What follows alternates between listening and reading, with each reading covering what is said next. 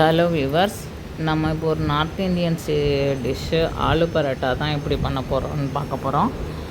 அதுக்கு ஃபஸ்ட்டு 4 உருளைக்கிழங்க நல்லா வேக வச்சுக்கணுங்க. நான் இப்போ வந்து பேசிக்காக உருளைக்கிழங்கு, கொத்தமல்லி, பச்சை மிளகா மட்டும்தான் வச்சு பண்ண போகிறேன். இதில் நீங்கள் வெரைட்டியாக பண்ணணுன்னா பண்ணிக்கலாம். கேரட் திருவி போட்டுக்கலாம், குழந்தைங்களுக்கு சேர்க்கணுன்னா சீஸ் திருவி போட்டுக்கலாம்.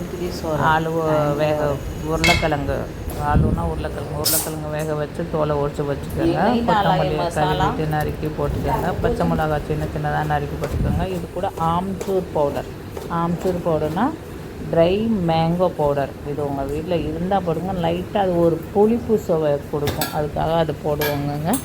அது இருந்தால் போட்டுக்கோங்க, இல்லைன்னா வேண்டாம். இல்லை நிம்பு கூட லைட்டாக நீங்கள் புழிஞ்சு விட்டுக்கலாம், இல்லைனாலும் ஒன்றும் வேண்டாம்.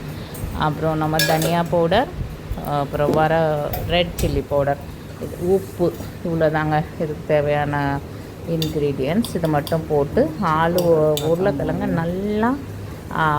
நல்லா பிசைஞ்சுக்கணும்.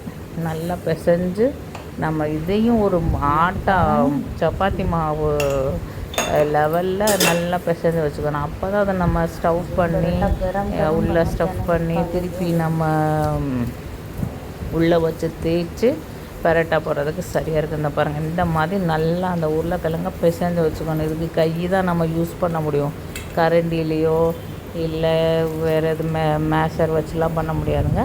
இந்த மாதிரி உள்ள கட்டிலாம் இல்லாத அளவுக்கு நல்லா பிசைஞ்சு வச்சுக்கணுங்க. நல்ல ஒரு சின்ன கட்டி கூட இல்லாமல் கொஞ்சம் நல்லாவே பிசைஞ்சு வச்சுக்கோங்க.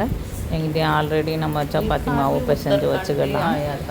அவ்வளோதான். இது நல்லா பிசைஞ்சு வச்சு சப்பாத்தி பிசைஞ்சாச்சு, சப்பாத்தி மாவு பிசைஞ்சு வச்சு இப்போ பரோட்டா நம்ம போட வேண்டியதான்.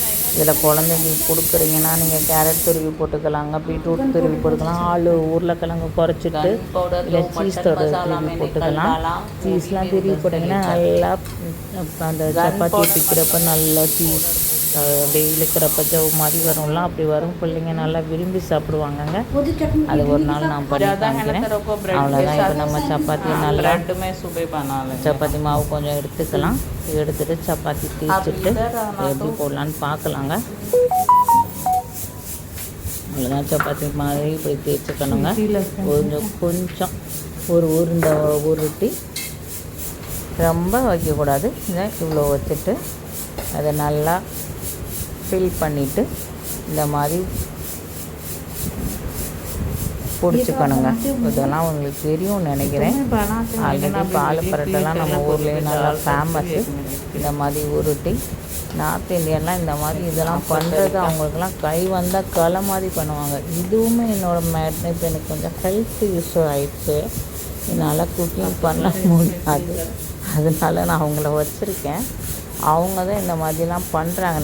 நம்ம உள்ள ஸ்டவ் பண்ணி பண்ணுவோம். ஆனால் இந்த இப்படி உருட்டுறது, கையிலேருந்து இப்படி பண்ணுறதெல்லாம் நமக்கு வராது. இது அவங்களோட ஸ்டைலு. ஒவ்வொருத்தருக்கும் ஒரு ஸ்டைல் இருக்கிற மாதிரி. நமக்கு எப்படி தோசையில் நம்ம ஸ்டைல் இருக்கிற மாதிரி அவங்க அப்படி பண்ணுறாங்கங்க. அவ்வளோதாங்க. இப்படி பண்ணி எடுத்துட்டாங்கங்க. இவ்வளோ தாங்க இதுக்கு ஆலு பரோட்டா பண்ணிடலாங்க. அவ்வளோதான். இதுக்கு கீ தான் யூஸ் பண்ணணும், நெய் யூஸ் பண்ண முடியாது. யூஸ் பண்ண முடியாதுன்னு இல்லை, யூஸ் பண்ணால் நல்லா இருக்காது. தோசைக்கெலாம் நெய் போட்டால் நல்லா இருக்கும்ல, அது அந்த மாதிரிலாம். இதுக்கு எண்ணெய் போட்டால் சாப்பிட்றது நல்லாயிருக்கு. ஒரு ஸ்பூன்னாலும் நெய் போட்டுக்கோங்க. இல்லை சும்மா சுட்டு சாப்பிட்றேன், ஒரு ஸ்பூன்னாலும் நெய் போட்டு கொஞ்சமாக நெய் போட்டு சாப்பிட்டு பாருங்கங்க, நல்லாயிருக்கும். இதுக்கு தொட்டுக்கிறதுக்கு நமக்கு உரப்பு எல்லாமே உள்ளே இருக்குது. ஒரு கட்டோரி தயிர் இருந்தால் போதும், இல்லைன்னு சும்மா கூட சாப்பிட்லாம். ஒன்று சாப்பிட்டா போதும் நமக்கெல்லாம்.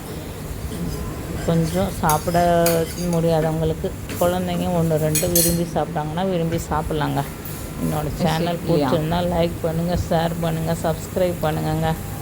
आलू को भी आटा जैसे गूंदना, ये नहीं दांगा आलू को भी ऐसे मिक्स करना नहीं पड़ता। मैं आलू उबालती हूँ, लाइटा स्प्रेड करते हो। इसका घर में मैंने देखा ये क्या सोचा था, नहीं ये आलू है तो आलू को भी ऐसे करना है. ஊறுகாய் வச்சு தான் அவங்க ஆக்சுவலாக சாப்பிடுவாங்க. ஊறுகாய் ஒரு கிண்ணத்தில் தயிர். क्यों आपके